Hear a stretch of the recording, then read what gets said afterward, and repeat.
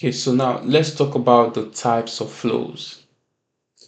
In this lesson or in this course, we are going to be discussing just the three main types of flows, which is one, automated flows or automated cloud flows.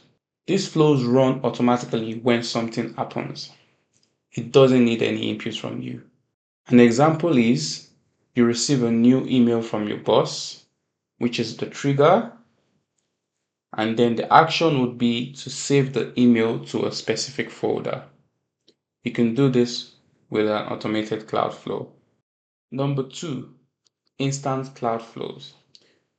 These flows run when you manually trigger them, i.e., pressing a button or clicking a button. An example is you open Power Automate on your phone and tap a button that sends a running late text to your manager. That is an instant cloud flow. Automated cloud flow is triggered by an event.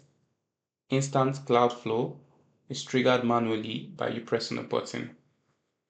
And for the third one, scheduled cloud flow. This run at a specific time or on a recurring schedule. An example, every Friday at 4 p.m., you might want Power Automate to back up your Excel reports to SharePoint. That is a scheduled cloud flow. You need to specify the time and date, and Power Automate will run that flow at that specific time and date. And yeah, so those are the three major types of workflows that we're going to be discussing in this course: automated cloud flow, instant cloud flow, and scheduled cloud flow.